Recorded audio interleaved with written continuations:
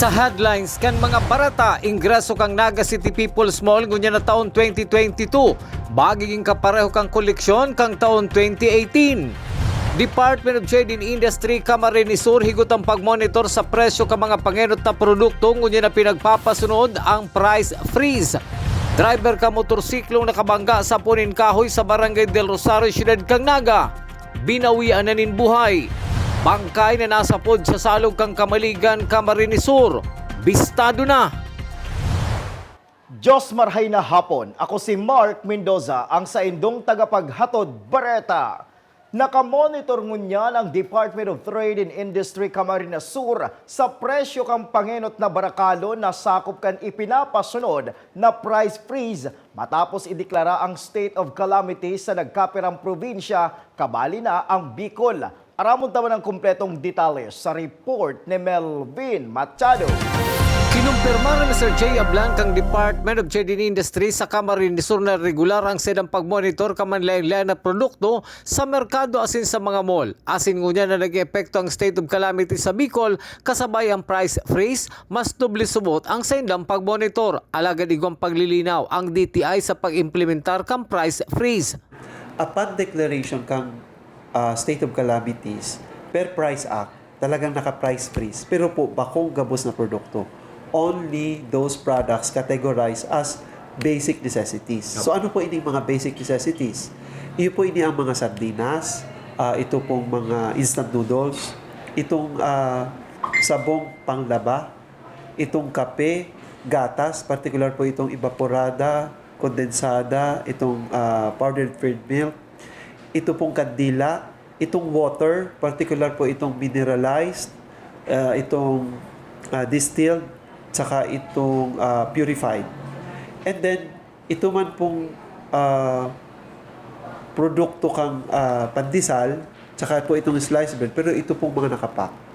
So, yun po yan ang classified or defined as basic necessities under Price Act. Ang ibang produkto na day sakop kang price freeze ang imomonitor man giraray alagad basado sa suggested retail price. Sa pag-implementar ka na sabi mga kasuguan, nagkaperang pa-seminar man subot ang pinagkonduser kang DTI Camarines Sur para mabawasan na ang mga nagbabalgar sa mga direktiba ka na sabing ahensya urog na sa panahon ng kalamidad. Actually, siguro nagbunga naman itong mga education and campaign na pigigibuta kasi araman nindo in the past, talagang nagkakaigwa kita kayan mga series of seminars para sa mga business establishment. Tangaring i-educate sinda. Kasi mahirapan baga itong permika na lang kadakol na dadakop. Very frustrating man on our part na kadakol na dadakop, gano'n baga sunod na nakakanood. So, para kumbaga ma-minimize itong mga dakop or mga violators pinaagi ta sa mga training and seminars tangaring ma-educate sinda and maging compliant sinda, mas maging responsabling negosyante. Para sa GNN TV 48 Naga, Melvin Machado, Newsway. Mientras tanto, duwang downloadable na application ang pinag-endorsar ni Mr. J. Ablan kan DTI Camarines Sur sa publiko para magsirbing giya sa pagsaod ng mga pangenot na barakalon. Ini ang DTI e-Presyo App kung saan madaling maaraman kung saan na establishmento ang mga produkto. Gusto ko man i-emphasize para magiyahan ang mga consumers igwa po kitang inaapod na DTI e-Presyo. It is a mobile application na downloadable sa Play Store. So pwede po nilang ma-check ang mga suggested retail prices kang basic necessities and prime commodities. And at the same time, itong mga different establishments na magigiyan sila sa inang may pinakabaratong ngayang presyo kang sardinas, sa inang pinakabaratong presyo ngayang kang kape, gatas, etc. Yaon po duman nakalaag. Kumbaga sa very transparent kita. Kung ano itong mga prevailing prices na pig-monitor yaon po yan nakalaag duman sa mga DTI presyo. Sa kasumpay na Bareta, maging sa pagbakal ng Christmas light, igwa naman downloadable application na maserbing giya sa mga parabakal. Ini ang ICC verification system kung saan sa paagi kang pag-scan sa barcode asing QR code, mahilig na digdi kung tunay o bako ang stickers na nakakabit sa mga ipinapabakal na produktong Christmas lights. Kumbaga dahil nasa digital age na kita, bakulang pong DTI e-Presyo ang igwa kita. Pati po ang pag-verify kang genuity or kung talagang totoo ang sarong ICC mark or PS mark or DAIT, igwa naman po kita kayan mobile application. Ang apod po dyan is ICC verification system. So, ang i-scan lang ninda itong barcode or itong QR code, mahiling ninda duman, maluwas duman kung may registration or mayo. Ang kaukulang brand or ang kaukulang manufacturer. So, kumbaga, there's a technology available, again, downloadable siya sa Play Store, na pwedeng mismo ang mga consumers na mag-verify kung talagang totoo ini mga stickers or ini mga ICC mark or DAIT. Padagos pa sa mga bareta, increase kang Naga City People's Mall ngunya na taon, kapareho na kang naku ang inkriso kang taon na Mayo pang pandemya. Aramon tama ng kumpletong detalles kayan sa report ni Melvin Machado. Huli kang pagtamang kang pandemya sa nasyon na apektaran ng sektor kang negosyo. Ini man ang rason kung tanutan naghuros ang ingreso kang Market Enterprise and Promotions Office kang Naga. Susog kinaga City Mall Manager Mon Florendo, 44 milyones pesos sa naang ingreso kang Naga City People's Mall kan kasagsagan kang pandemya kan taon 2020. Nagtaas sa 54 milyones pesos kang taon 2021.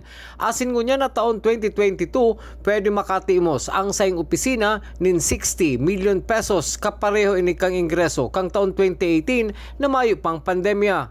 Actualmente, sabi ko sa namumutat ang alkalde niya ko, Mayor, kung swertiho niya ko kita back to Madebik level lang sa tuyang koleksyon.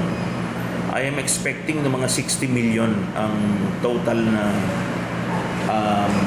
sa tuyang koleksyon for 2022. Sa masunod na mga aldaw, nakatalaan man pakarayon ang hagyanan kang Naga City People's Mall. Magi ng pagbugtak ng steel gates as in railings, ang i-implementar man kang opisina ni Florendo. Itong mga improvements tigdi padagos man na nagigibo na hiling taman itong structural repairs, ining repair kang opisina. Igwa pa kami pigahalat na fundo para i-rehab itong mga hagdan, gigibuhan niya ning paagi na mas matibay itong mga steps para daitulos na tutukal ang tiles. Igwa ning bagong construction na material na gagamiton. Ikadua, dadagdagan ng mga railings sa tahaw. Itong kaputan, tangarig maibitaran itong mga untoward incidents na napapahalnas. At the same time, i-complete itong mga steel gates. Samot sabihin, dyan sa baba, pag alas 8, ang mga pasilyo dyan, sararado na. Mientras tanto, ipinagpasalamat man ni Mall Manager Florendo ang pagkakapromote kang sa mga empleyado mantang may ibang naidagdag man sa sayong opisina. Sa presente, nagpapakaray sinda kang sa indang opisina. Para sa GNN TV 48 Naga, Melvin Machado, Newsbreak. Mientras tanto, nabawasan naman subuot ang mga insidente ng snatching o harakbunan sa laog kang Naga City People's Mall. Huli kang pagroronda kan mga market guards. Alagad, susug Mall Manager Mon Florendo, may mga pasaro-saro pang insidente ng salisi kung sa target kan mga suspek ang sinaudan kan mga biktima. Ang bagay na ini ang bihira man subuot mangyari sa laog kan People's Mall. Naghihidaw naman nga niya ako. Jokingly aside,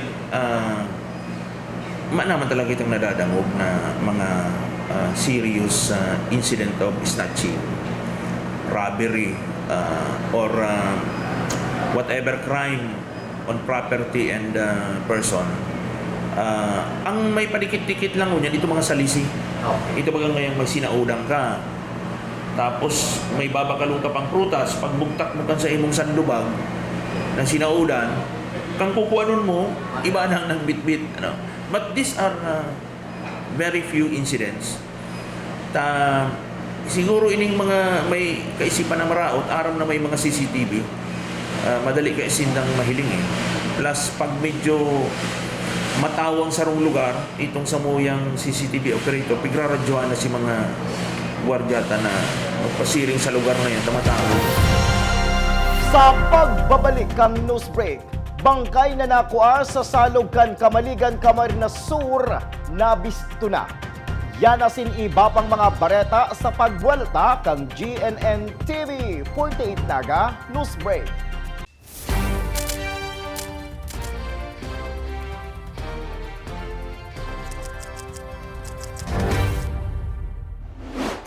Mas pinalinaw, mas pinalakas, mas pinalawak.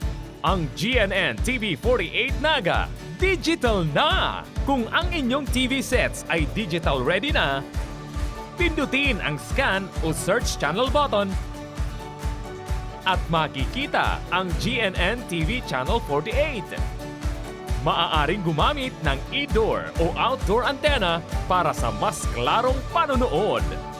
Ganito rin ang gagawin kung kayo ay gumagamit ng digital box.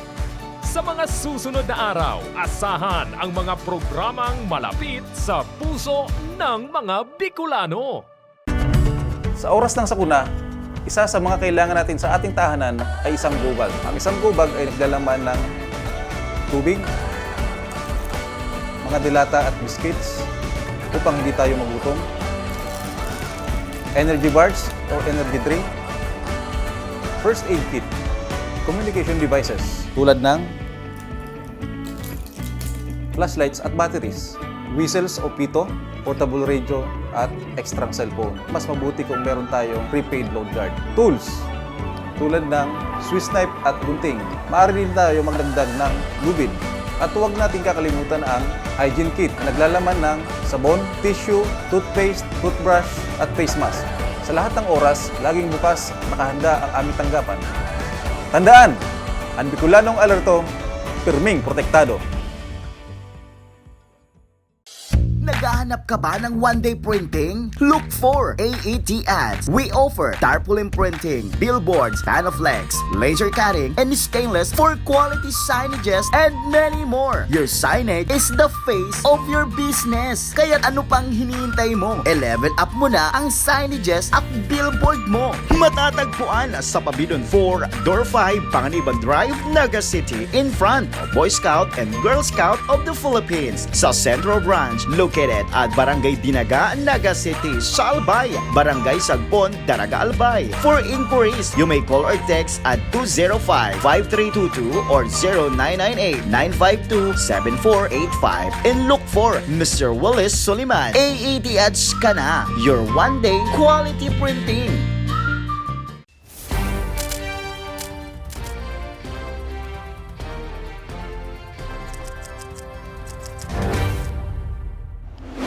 Padago sa mga bareta, bangkay ning sarong lalaki na nakuha sa salog kan Kamaligan, Camarines Sur kan Sudma, nabistado na.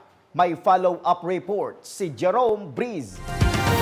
Nabisto na kan mga otoridad ang lalaking nakuang gadan asin nagpapataw-pataw sa salog na sakop kada San Mateo, Kamaligan, Camarines Sur kan Sudma. Positibo nga pigbisto ini kan sa iyang ina. Ana biktima nga si Valentina Batina, 22 anyos, residente kada Sabang Syudad Dinaga. Siguna sa ina na si Marites Batin, ang sa iyang aki nagsasapon ng depresyon, asin na din ang subot nagkakakanin tultol, asin nakakaturog hasta sa huri nga mahiling niya ini sa sarong riprap kada Bicol River, kada Nobyembre 8 pasado alas 2 nin magumagahon.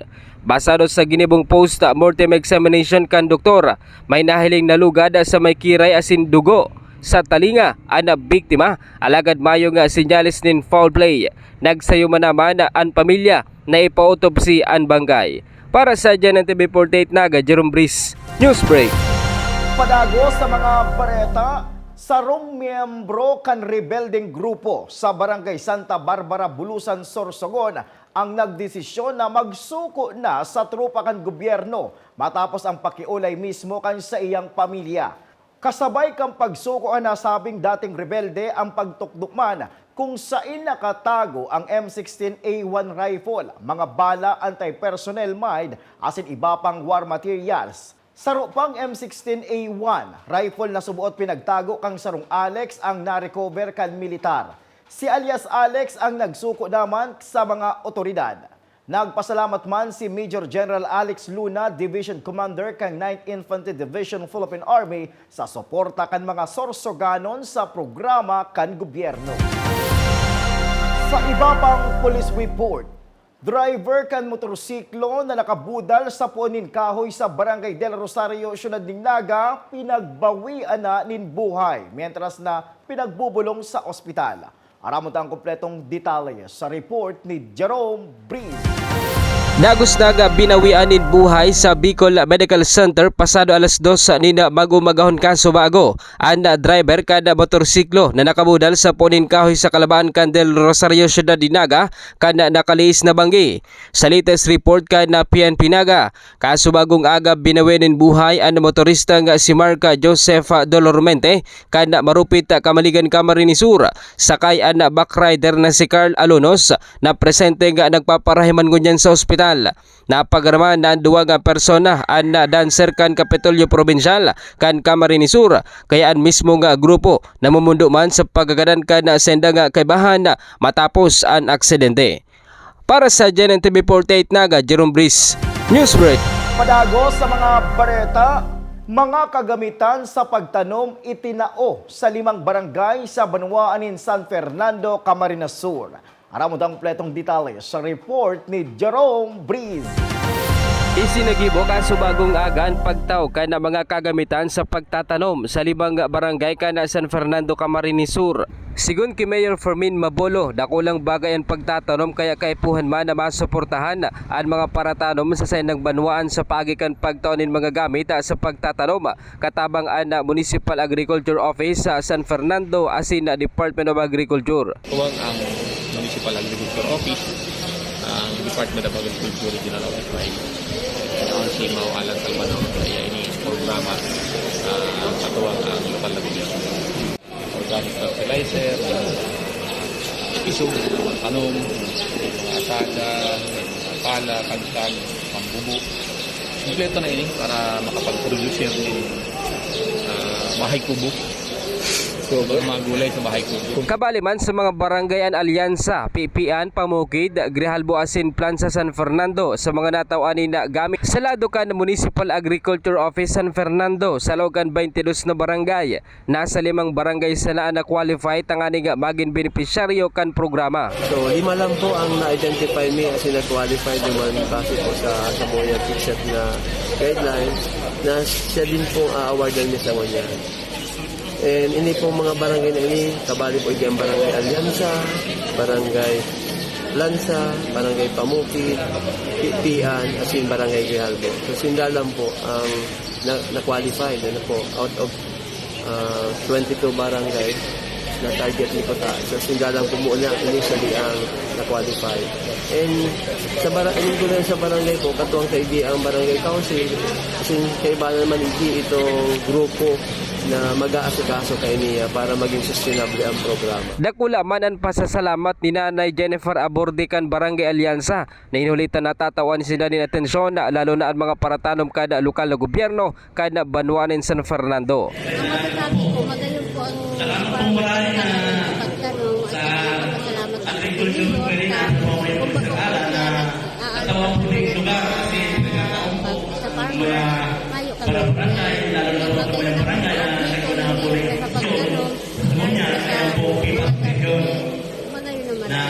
Para sa GNN TV 48 Naga, Jerome Briz, Newsbreak. Asin yan ang katiripunan kan mga bareta ngunya na aldaw. Day malingaw na bisitahon ang Samoyang official Facebook fanpage asin ilike ang GNN TV 48 Naga para permigitang updated sa mga bareta asin istoryang bida ang Bicolano. Liwat ako po si Mark Mendoza. Digdisa na yan sa GNN TV 48 Naga News Break.